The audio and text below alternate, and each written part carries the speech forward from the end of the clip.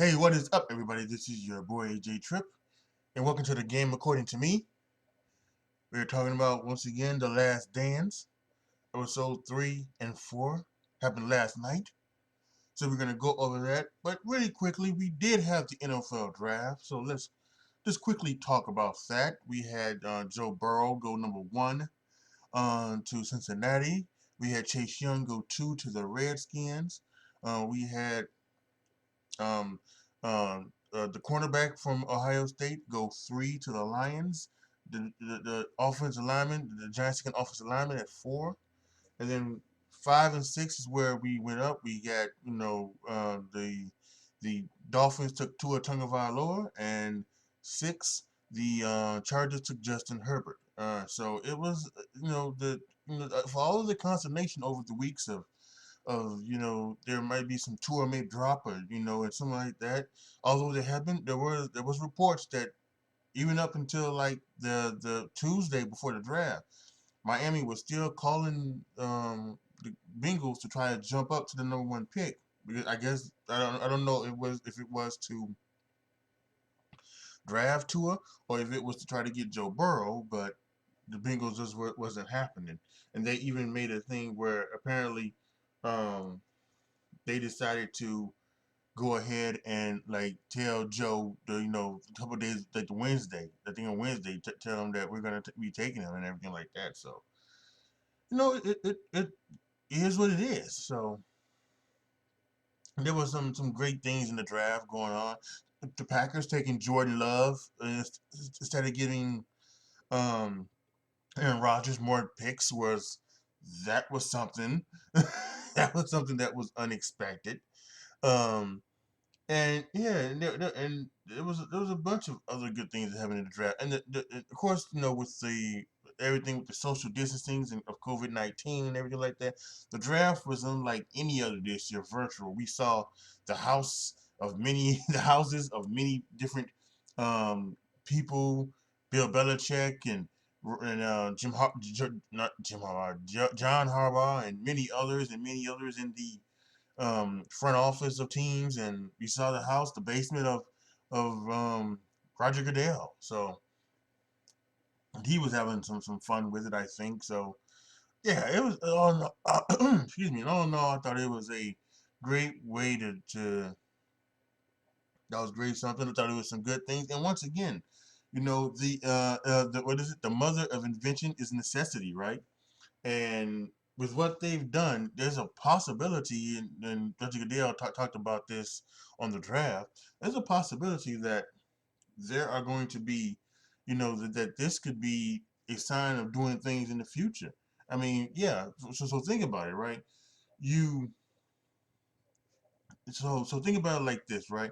They're gonna go to Cleveland, Las Vegas, and um, Cleveland, Las Vegas, and Kansas City over the next 3 years for the draft, right? So what you could do is that Thursday night have it live, right? That Thursday night it could be live from in Cleveland, wherever the place in Cleveland is gonna be, right? That Thursday. Then that Friday, rounds 2 and 3, you can have another place where you can have it be live at a place in Cleveland, and you do the picks there.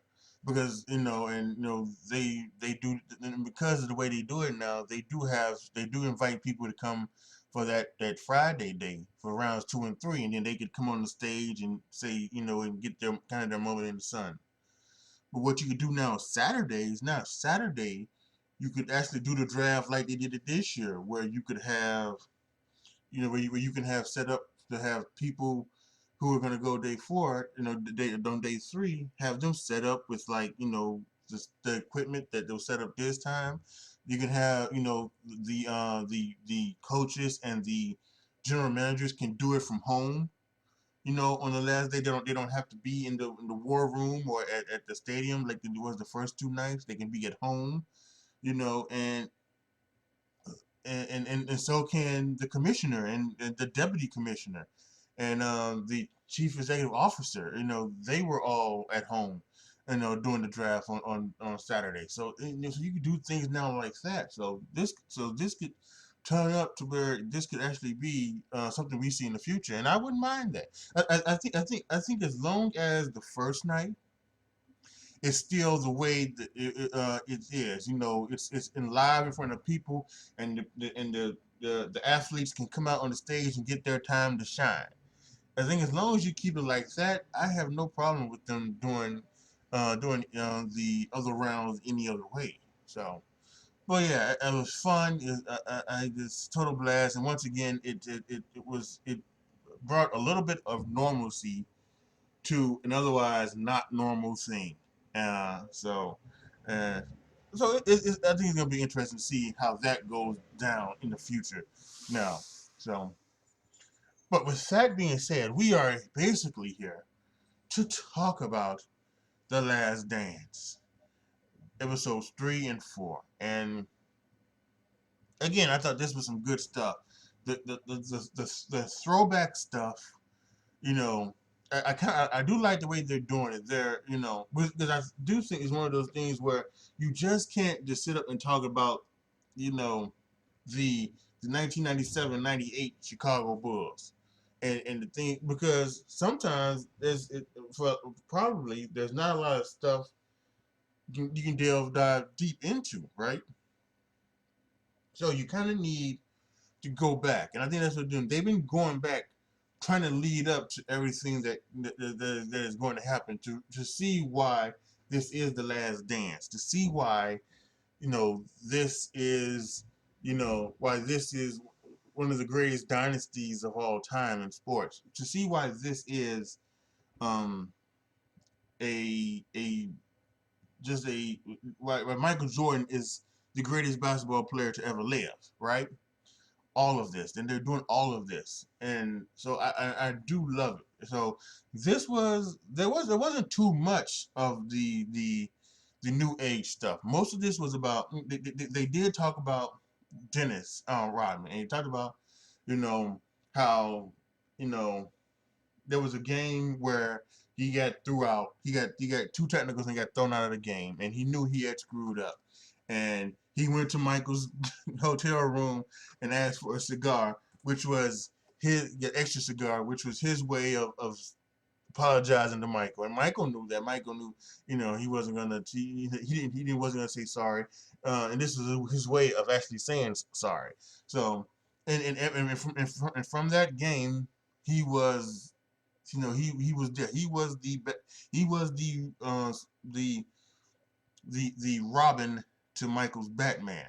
That he was, and they got on the roll, and they got and from the time that they were struggling, that they were like 8-7 at one point, and they were struggling to the point to where they got on the roll, and they got to January, and here they was like, I think that got to January, and they were really really good. They had jumped, they had jumped up first. They had gotten back into like first or second place at around that time, and they were the cream of the crop, you know. So we gotta look deep into Dennis Rodman. We didn't go too deep into Dennis Rodman's past because there's already a 30 for 30 about Dennis Rodman's past, and if you haven't seen it, you should try to find it. See if it's on your cable stations or your service providers on demand, or see if you can like find it somewhere online or on ESPN Plus or something like that, because it is a fascinating trip into the mind of Dennis Rodman and what made him tick and everything like that. So they didn't go too deep into that. His full backstory like they did Scotty. Scotty, we got a little bit more when we talk about Scotty's backstory, and of course we got some on Michael's backstory, but we didn't get too much on Dennis because he's already got a 30 for 30 about that. But we were talked about, you know, Dennis and everything like that. What made him tick and what made him go, and how he became, this superstar basketball player, and then what happens when he changed to the Detroit Bad Boys, and that's where we came now. And then we were here with that Bad Boys, and we talked about how they were just Michael's. They were Michael and the Bulls' bane of existence. It really was because um, the Bulls were upcoming. They were upcoming. And they were becoming good, and they talked about this. But another team that was really good was the Cleveland Cavaliers. The Cleveland Cavaliers were really good. Mark Price is one of the most underrated players in NBA history. He was a great player. Really was a great player, a great leader at the point guard position. He really was. And so you had them, and you had um, Ron Harper, who was there, young Ron Harper. When Ron Harper was young, he was a guy that he was getting you 25 points, and he was giving you great rebounding and great assist numbers as well. And he was fantastic. I think at some point they traded him to the Clippers. They traded him to the Clippers. Um, I forget for who, but they traded him because they thought Craig Elo was a more backcourt, because back then Craig Elo and Mark Price, they could shoot threes. They didn't shoot them with the things that with the frequency that they shoot them now, but they could shoot free throw. They shoot 3-pointers. Excuse me. So yeah, it's the Bulls and the and the Cavaliers, and it's at that point it's the first round, and at that point it's 5-game series. It's a 5-game series during that time, and you talked about them, and then the Bulls had won one, and then the Cleveland Cavaliers won one. It was back and forth, and they came back to Game 5, and Sam Smith tells his story about three paper writers: Lacey J. Banks, somebody else, and him. And Lacey had predicted the Cavs in 3. The other one had predicted the Cavs in 4, and the other one predicted the Cavs in 5. Now all three of them were sitting together. And Michael, early that day before Game 5, came by and said, "We took care of you. We took care." Pointing at Lacey Jenks, we took care of you. Pointing at the other one, and pointing at Smith, we gonna take care of you tonight. So it was everything. Um, everything. And it was a back and forth game, and it came down to the final shot. It was like 100-99, I think, the score, and it came down to the final shot. So the story is that Ron Harper went up to Michael even says this, that their mistake was putting Elo on me. Because he said, with all due respect, Elo couldn't guard me. They had a better shot with Ron Harper. And they go to Ron Harper, and Ron Harper says, I went to coach. He says, "Coach, um, let me guard Jordan." He goes, "No, no, no." He says, "No, we're gonna go with Elo." And Ron Harper was the the maybe the line of the night. Uh, he goes, "Yeah, whatever. Fuck this bullshit." And it's just and as you can see, it's the thing where Michael gets the ball. He tells him he goes a shot. The shot over Elo. Oh God, the Bulls win. They win. And the legend starts from there. And that was that was um, truly awesome. It really was. It was truly awesome thing to see that story. And again, that's where the start of the Bulls became.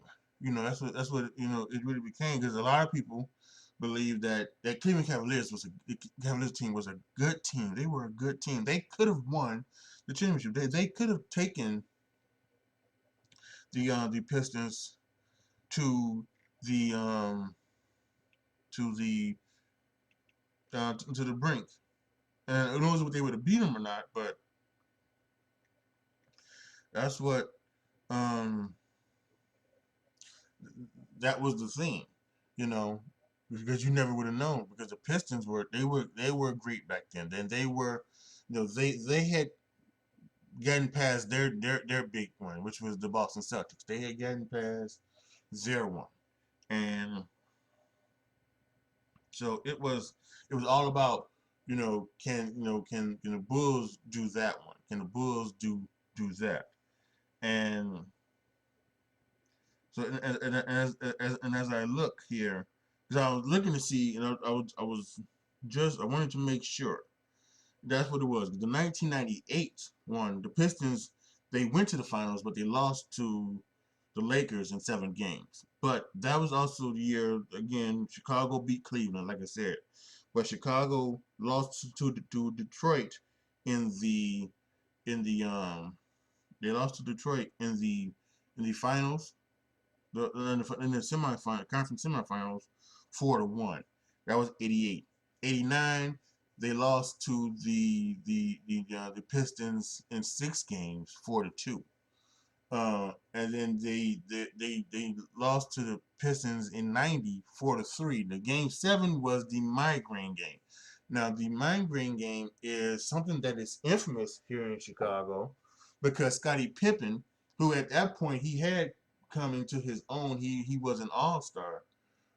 He had came into his own, but he had at that point, um, you know, a migraine, and he was having one of those things where he couldn't see, and he couldn't, and everything was he was dizzy and everything. He just had an epic migraine, and you know how some things can be. Some people think that if you don't do something right, it's you're not manly or something. Why are you being why are you being this for a migraine?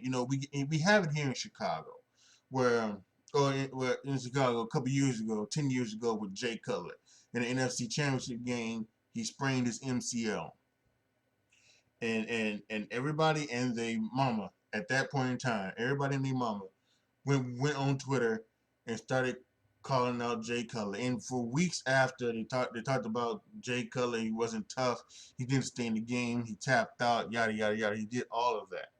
He talked about all of that. And believe me, I am not one to defend Jay Cutler very often because he doesn't deserve anything, professionally or personally. Trash human being, above average quarterback. I wouldn't say above average. I would just say average. Just average quarterback. Um, but anyway, so I'm not one to defend it, but I do say this, that at least in my opinion, I do have no problem with people, especially the people who played, like Derek Brooks, Maurice Jones-Drew, Deion Sanders, those guys. If they want to, you know, you know, have their opinions on Jay Cutler's toughness or anything like that, I have no problem with it. That's your opinion. You're allowed to have it. I would just say is that I think he was hurt. I don't think he tapped. I don't think he quit because things wasn't going his way. I do. I do think that he got injured. He sprained his MCL, like they said. But that's just how things are, and that's how things have been with Scottie Pippen. Did he really have a, people question, did he really have a migraine, or did he just not want to get beat up by the Pistons any longer? Or if he did have a migraine, was it really a migraine, or was it just a headache? So there's a lot of stuff going on about that Scotty and then migraine game. So, but they talked about that, and of course the Bulls lost in 7, and the Pistons went on. They went on to go to the finals again, and they won their second consecutive NBA finals, NBA championship.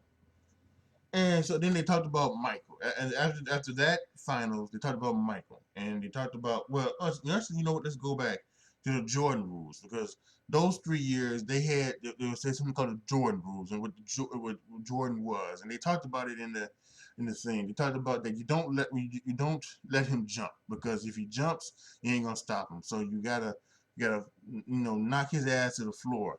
You have to take him out. Um, and they talked about that. There's also a guy, the assistant coach. He also talked about some other things about making him go to his left. There was things about maybe trapping him at the top of the key when he gets into the paint. Double team, double triple teaming him, whatever. So there was a lot of those rules as well. So Jordan rules had stopped Jordan 3 years in a row.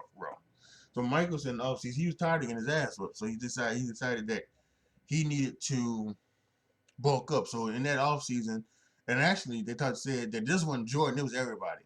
It was like 2 or 3 days later, after getting beat by the Pistons, they were back in the weight room, and they were getting. And Michael put on 15 pounds of muscle that summer. He went from 200 to 215, and it's just incredible.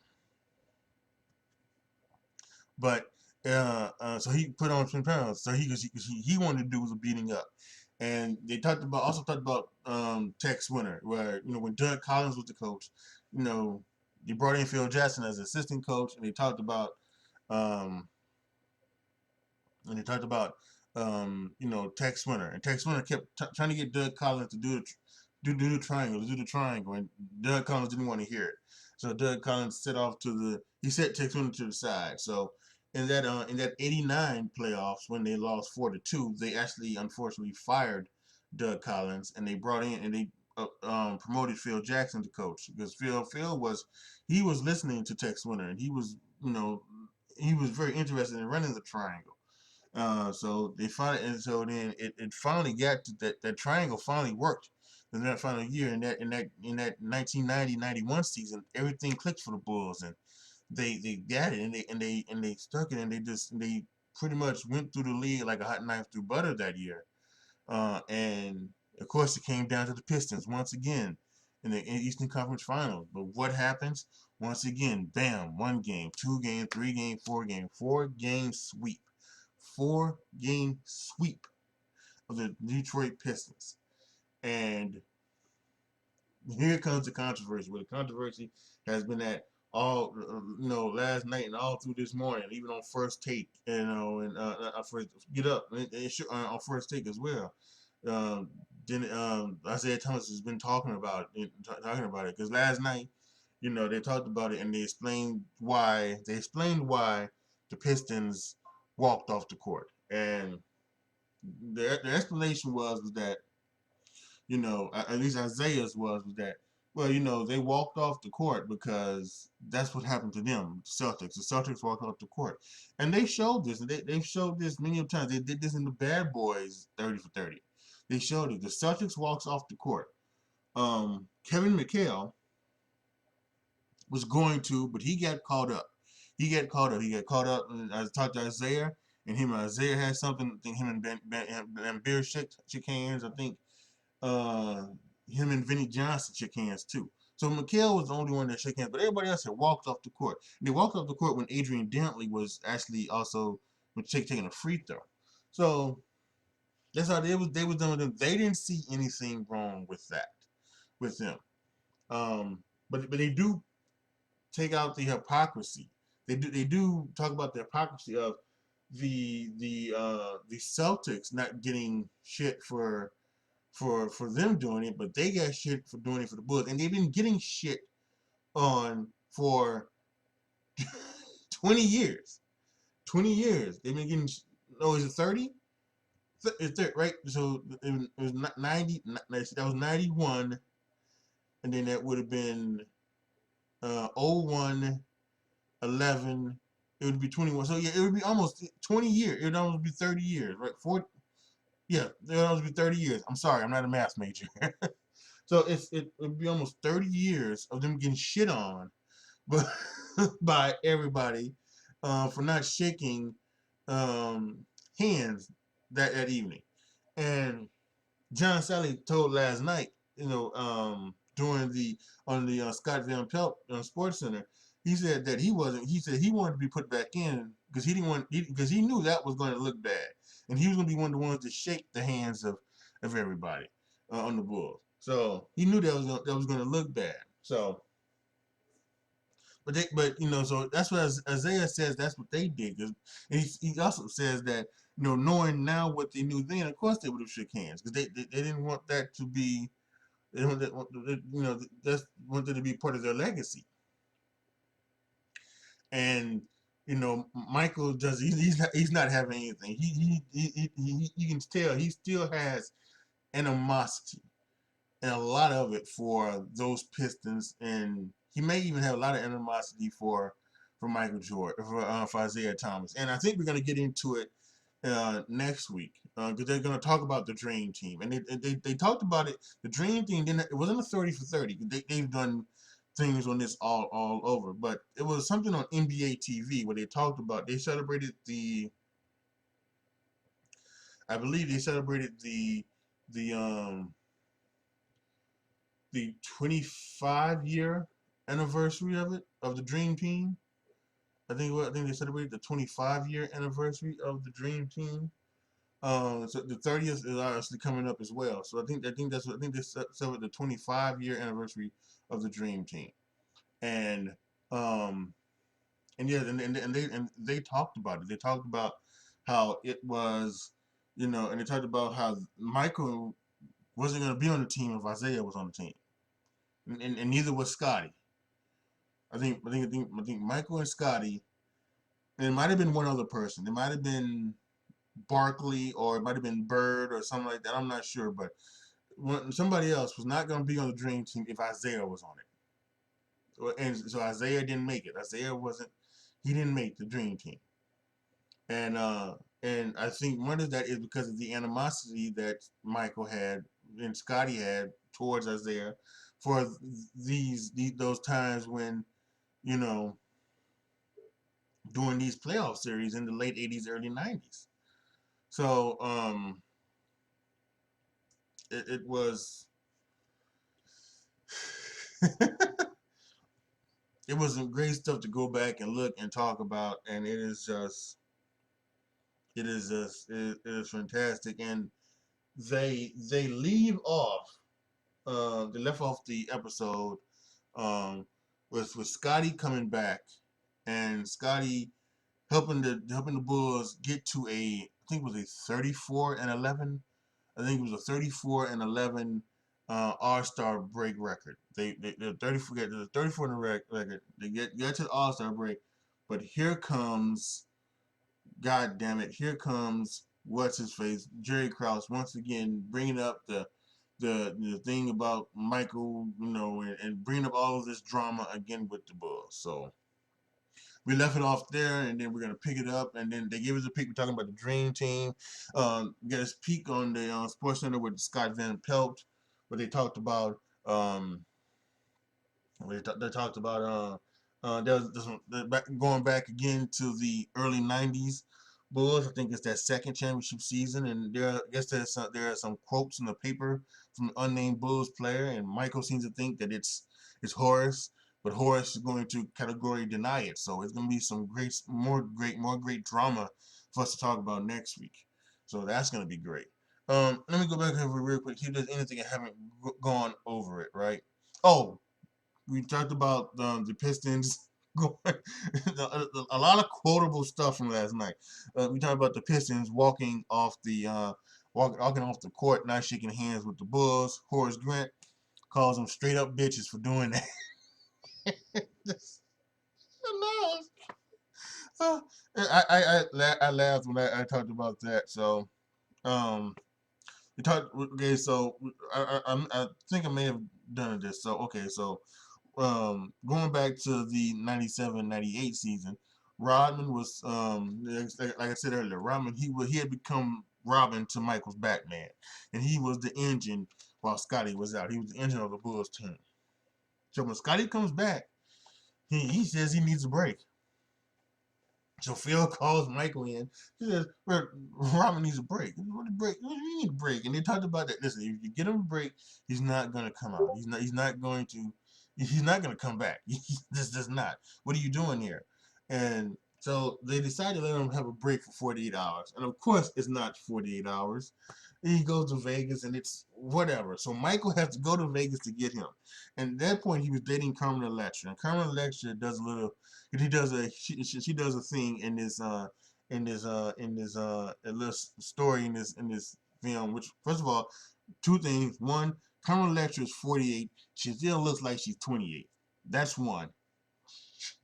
And two, she gives a story about how she was laying in the bed with Rob in the Vegas hotel, and there's a knock on the door, and it's Michael coming to get Robin, and she hides behind the chair with a sheet over her head, so that Michael doesn't see her, and Michael was Dennis back and takes him back for practice. So it's just an amazing story. Um, and they did get into a little bit of Phil's story and Phil and Dennis's relationship. One of the reasons why I think when Dennis went in the Hall of Fame, he had Phil induct him.